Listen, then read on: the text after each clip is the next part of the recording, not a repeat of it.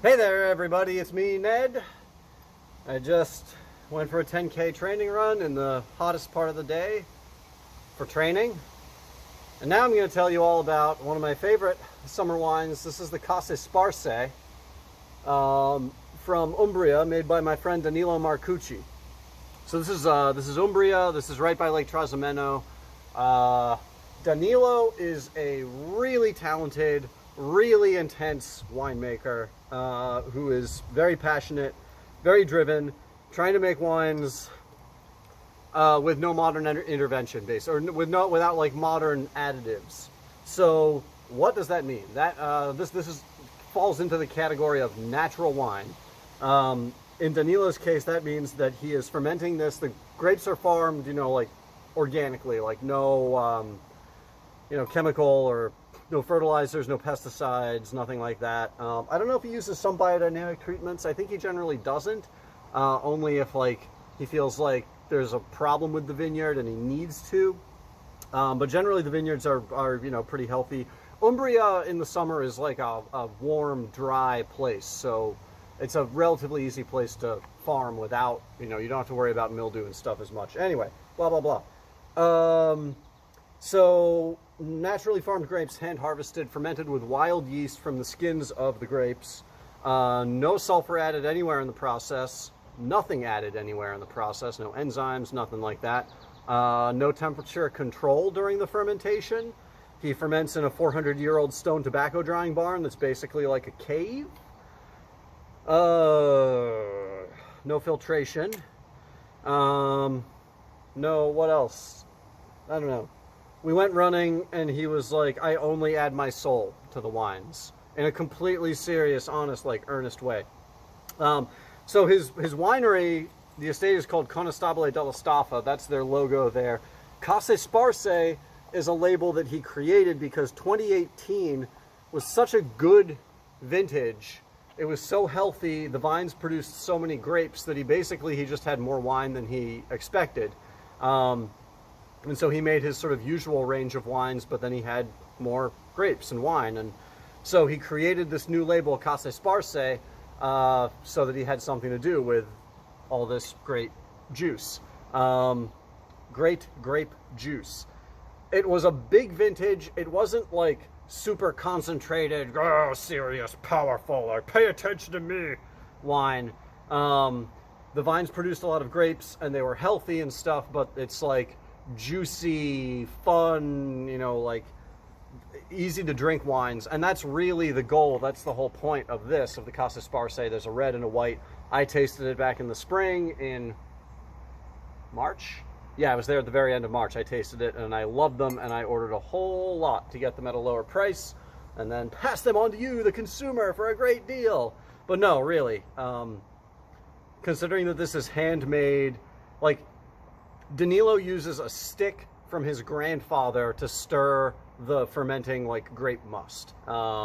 It's been used to stir fermenting wine for like, I don't know, 50 years or something like that. So it's impregnated with all the bacteria and stuff that you want to be there for making wine.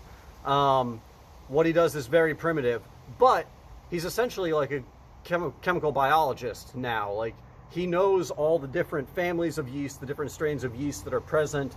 He's constantly analyzing the fermenting wines to see what's going on chemically there. He has a better understanding of how the fermentation process works in a natural way, and what different inputs, how they affect the entire like complicated system of the fermentation, better than like maybe anybody else that I know in the world. He spent a lot of time studying and, worked with the University of Florence's enology department and stuff. So, the wine smells delicious. It's mostly Sangiovese, and it smells pretty much like Sangiovese. Sangiovese can be a chameleon, though. So in this case, what Sangiovese smells like is dry cherries and tart raspberries. That's pretty much that's most of what I get from it. There's a little bit of like a woodsiness of like a really old Italian house with like lovely old preserved wood, like really like aged, sort of like brown, like fire, like smoke, brown, like wooden beams and old furniture, like really nice, comforting, friendly. But mostly like dry cherries and tart raspberry.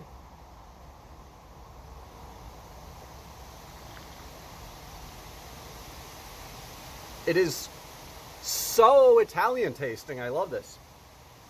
It's got the same fruit on the palate. It's a lot of like nice sort of like dried like cherry fruit, like not super ripe, not in your face, like not candied cherry. Just really clean, smooth, satisfying fruit.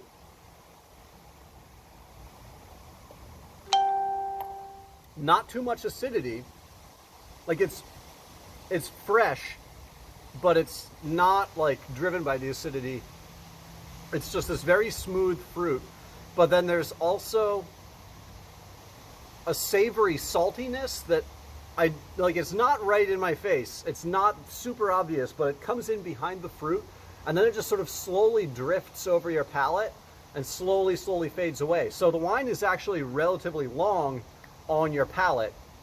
It's just very smooth. It's not that aggressive. It's a very, very satisfying, thirst quenching kind of wine to drink, which is, to me, very Italian, very central Italian, completely different from like the fun, bright, thirst quenching wines of like the Loire Valley, like a Gamay or something like that from there, or Grelot, that are like, have way more tension and acidity and like are more angular. Like this is just very smooth, very supple, way more relaxed. It's definitely more central Italian and Mediterranean, like to me how the culture is down there. It's a very relaxed, thoughtful place. Go check it out sometime. It's great. Good place to visit. So